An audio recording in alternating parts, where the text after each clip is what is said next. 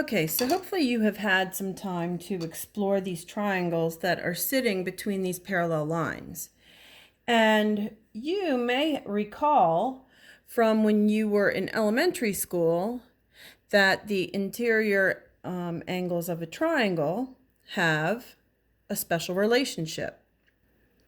So you may remember, and we're going to prove it in one way, and then we're going to talk about how to use the parallel lines in a transversal in order to prove this relationship also. So here I have a triangle, and I'm going to mark, just with a dot, the three angles of the triangle, just so that I don't get them confused. I'm actually going to just tear them apart. I'm going to lay them down next to each other.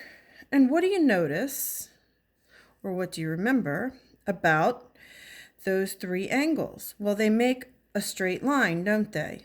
Those three angles put together make this straight line. So the three angles of a triangle, the three inside angles of a triangle, equal 180 degrees. Okay, so we're going to keep that in mind by putting a little note up here that 180 degrees make the three angles. So now here we have these three triangles. And if you don't have a printer to print this out, that's okay. Just recreate this on notebook paper. It's perfectly fine. Or you can just watch what I'm doing. So what I'm going to do is I'm going to take this side of the triangle and I'm going to extend it. And now it's a transversal, isn't it? And I'm going to take this angle, a line, and I'm also going to extend it, making it a transversal. All right, so now I'm going to use some color coding to help us.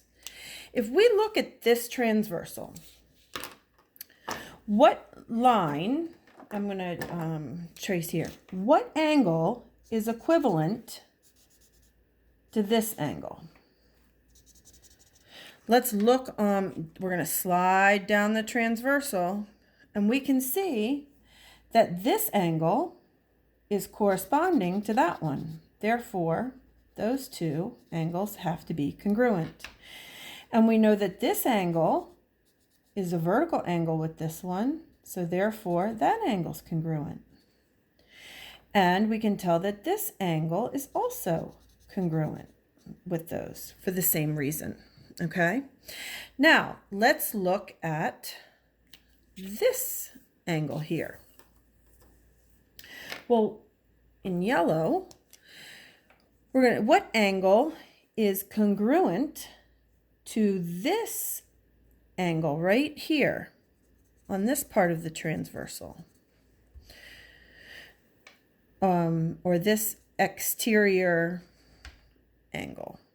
Well, we can see that this angle is congruent to that one, with that one. And this one is congruent also, isn't it? Because they're vertical angles. And we can see that this one is also congruent. Well, that leaves this one.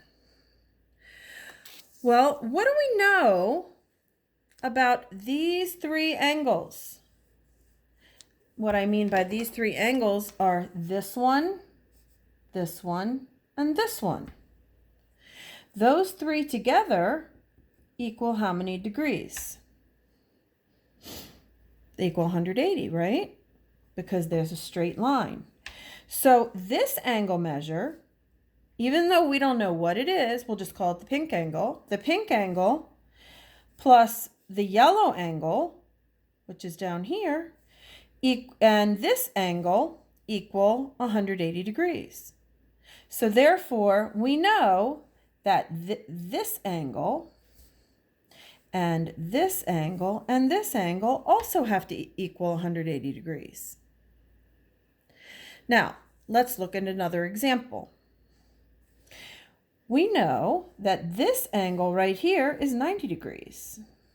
We're going to go ahead, and if this angle is 90 degrees, what other angle is also 90 degrees? Let's go ahead and extend these sides of the triangle to be transversal so that they actually go through and will help us see those relationships. Well, what is alternate interior to this angle? It's right here, isn't it? So this angle is 90 degrees.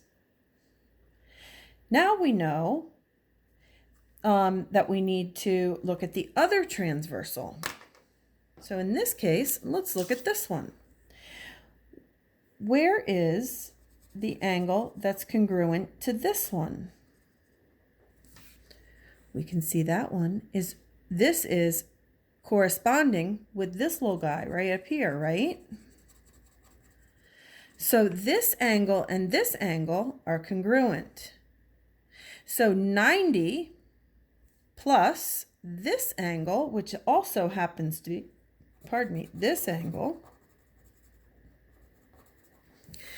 Again, we can see that this angle plus this 90-degree angle and this angle, these all equal 180 degrees. Therefore, this angle and this 90-degree angle and the green angle all have to equal 90 degrees together. Now let's look at another example down here. Let's just talk about these three angles right here. If we know that this angle right here is 90 degrees,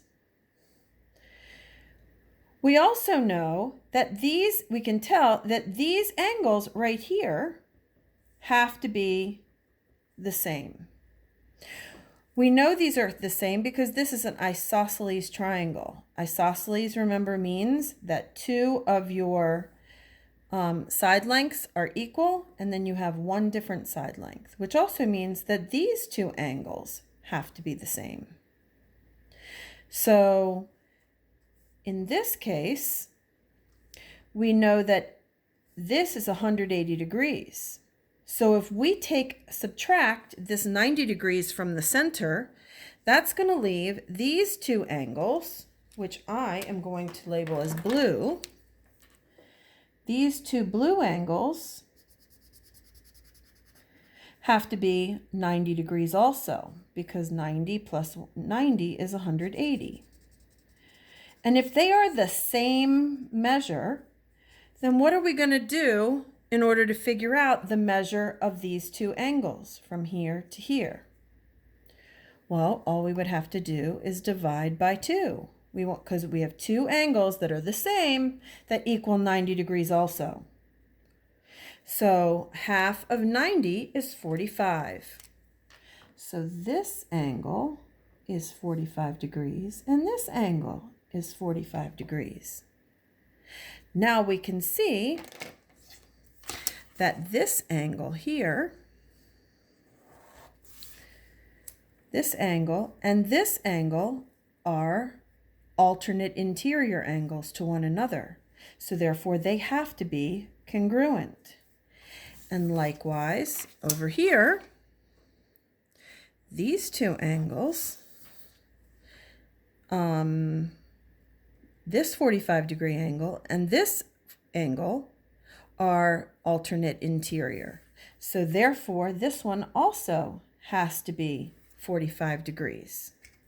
So we can tell that these angles are congruent.